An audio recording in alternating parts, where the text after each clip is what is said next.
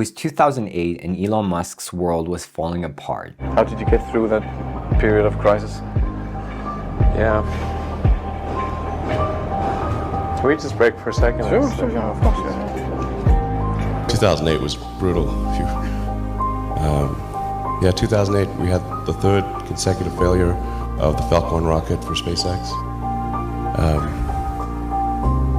Tesla almost went bankrupt. We closed our financing round 6 p.m. Christmas Eve 2008. It was the last hour of the last day that it was possible.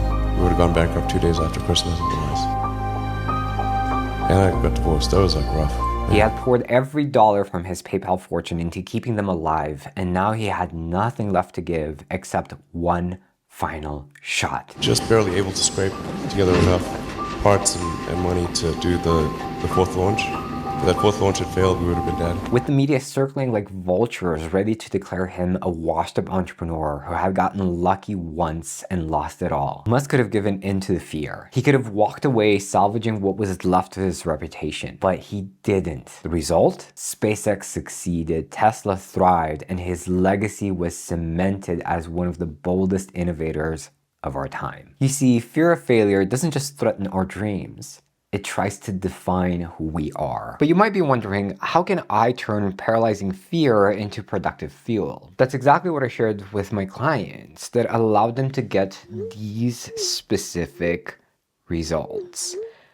And I want to share with you the laziest, easiest, and most effective way of removing fear of failure for good so you turn your next project into a huge success. The reason why you might want to avoid fear of failing is because somewhere down the line in your childhood, you made a mistake. Maybe the whole classroom laughed at you for saying something silly, and you felt embarrassed. You felt judged. You felt not good enough.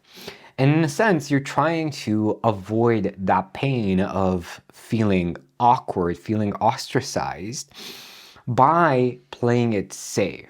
You might be thinking to yourself, what if I try this project and then it doesn't work out? What is that going to mean?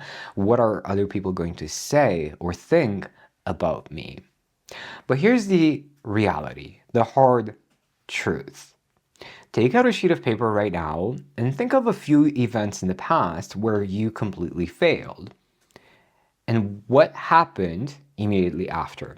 To give you an example, when I was dating in my 20s and a relationship wouldn't work out, I felt horrible. I felt like I completely failed, like I lost this person.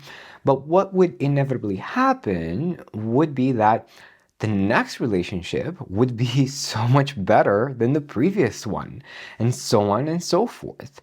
So when I realized that if somebody doesn't want to go out with me, or if a relationship doesn't work out, that life will give me something so much better, that something so much better is waiting for me right around the corner, that allowed me to massively relax and enjoy myself a lot more, which led to having, meeting increasingly more amazing people until I actually got married. And now I have a kid on the way.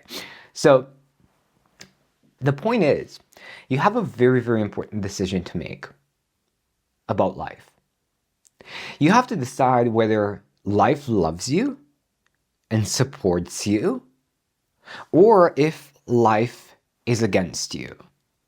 Because for either decisions, you are going to find infinite amount of evidence to support each of these decisions. But the problem is that you're kind of oscillating back and forth between them. I had a conversation today with my client who was dealing with a lot of pressure and he was feeling overwhelmed. And he's like, well, I'm snapping at my team, I'm snapping at my friends, I'm getting angry, and I don't like that about myself. I cannot control myself. And I'm like, look, you're not looking at the source problem. The source problem is that you're looking at yourself in the mirror and all you're seeing is a f***ing loser. And, this might sound harsh, but my client immediately started laughing and smiling because he felt seen and understood. And the reason why he was smiling was because he knew he wasn't a loser, although his judgment, his self-judgment, was exactly that. Right?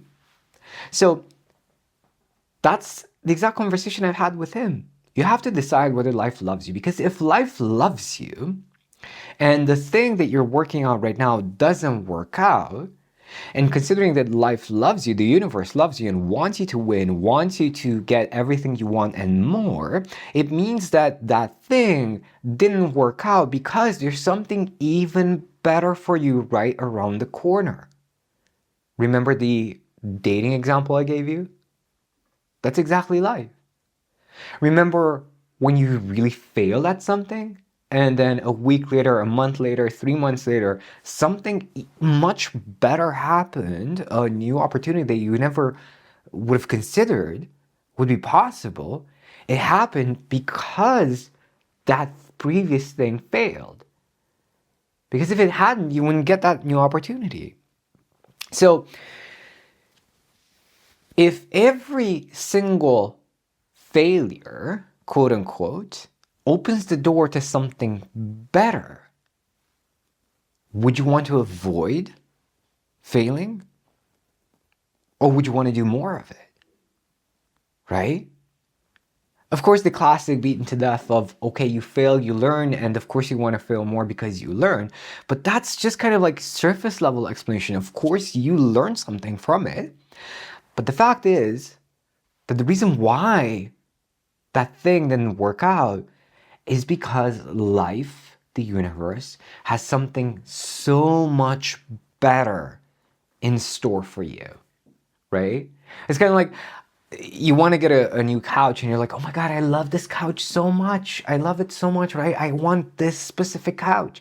And then you get it and then it doesn't fit. And like, oh my God, I screwed with so much. I didn't take the right measurements. I'm such a dummy, right? You return the couch and then a week later you find this better couch that's even more comfortable, that fits perfectly with your house, that you didn't see before. Now, if you would have kept the initial couch, right, you wouldn't have gotten this new one that fits you so much better. So your only job in this moment is to decide that you are loved and that you are anything but a loser. Making that list of every failure that you've perceived in your history and how it opened the door to something better, having that list in front of you, and I highly recommend you do that right now, will allow you to step into life with so much more power, so much more confidence. It will allow you to step into your next sales call or interview with complete detachment. I don't care what happens. Life is going to give me something better if this doesn't work out. And all of a sudden you become incredibly magnetic to the person you're talking to. There's nothing more magnetic than freedom. And when you start to see yourself this way, when you start to see the world this way, you become the embodiment of freedom. And speaking of lazy, if you are an entrepreneur, an expert, a coach, a consultant, and you want the laziest way to make $50,000 in the next 90 days, check out this video next. I think you're going to really love it.